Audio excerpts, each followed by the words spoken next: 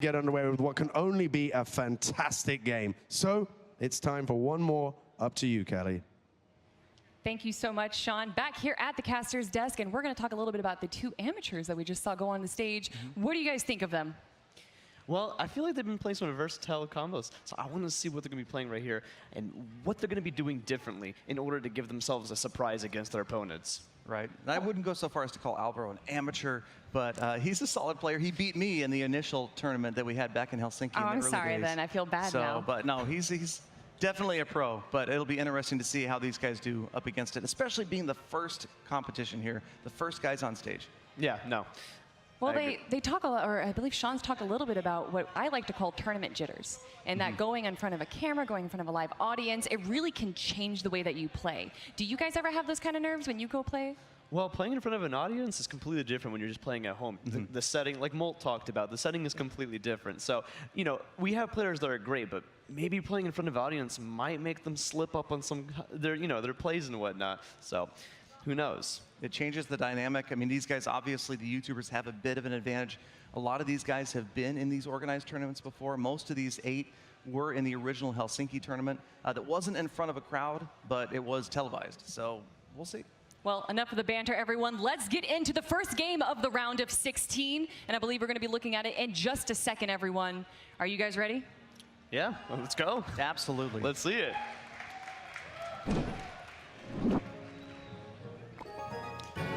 Here we go, starting it off. All right. Giving a good luck. Okay. I don't even know who's who. Alan Ribeiro and Mandrake? Let's see here. Who's going to be doing their first pushes off the bat? Looks like we've got Alvaro is going to be blue. So just have to watch here and see. There we go. Okay. So we've got Starting it off with both of them running with archers. Yep, there we go. Okay, so we've got Baby Dragon so far from Alvaro. Not being able to let it get through, Mandrake. stopping it, answering it. Yep, okay, so another quiet time. They're both saving up. Max out elixir, and there comes the golem. Golems on both sides. Both players dropping the golem in the same spot at the same time.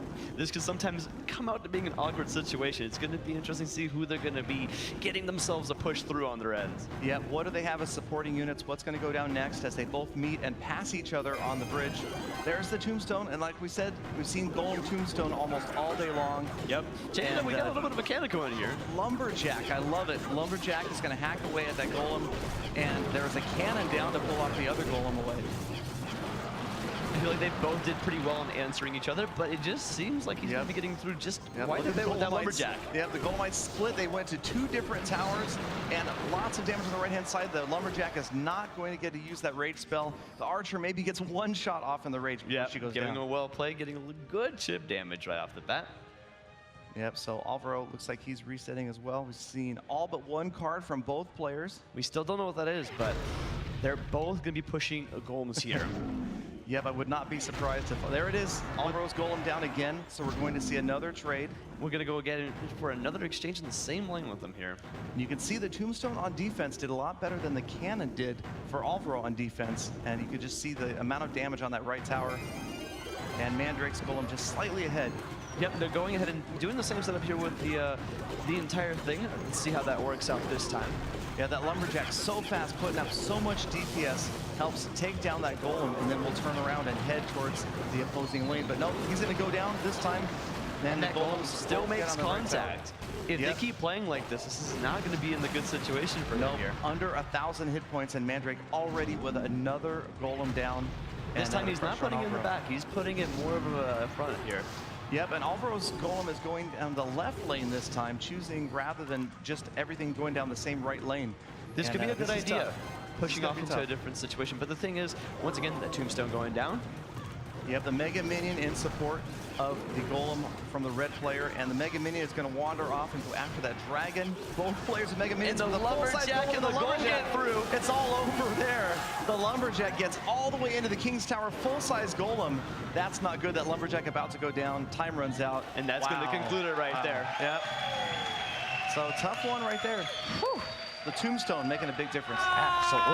Well, let's talk a little bit more about that then. How did the Tombstone make such a difference in that game? Well, I think that actually the Lumberjack was probably the big key. I mean, the Tombstone was one of the differences in the deck. You saw Tombstone as a defensive structure versus the cannon, but that Lumberjack, man. Yeah, no, like we talked about, the Tombstone comes into good hand, but the Lumberjack was what really helped speed it up to take out the Golem from it, getting any hits really on the tower the entire game. Yeah, and he didn't even need the rage spell. You're talking about 200 hit points or so per strike. It's just so fast, such a fast attack speed.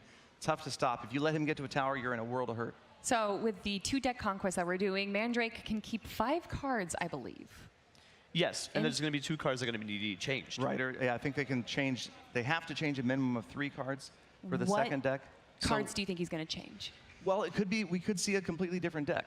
Or you could see another golem-based deck with just slight variations, like the cannon versus Tombstone. The Lumberjack is kind of unusual to see with the golem deck.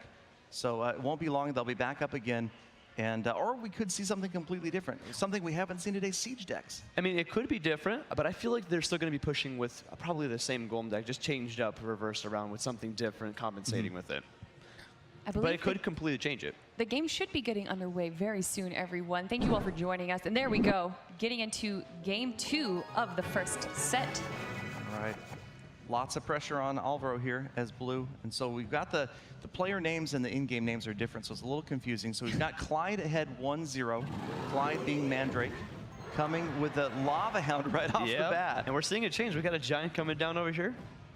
Yep, so both players showing different styles here this time. Lava Hound moving in, Giant moving in. We'll just have to wait and see what we see in support. Yep, and we have, once again, the cannon going here for the distraction to take it off to the side, but the Tombstone as well for the Giant to follow along. Yep, some support you there. You got the minions trying to work on that Giant as it moves in.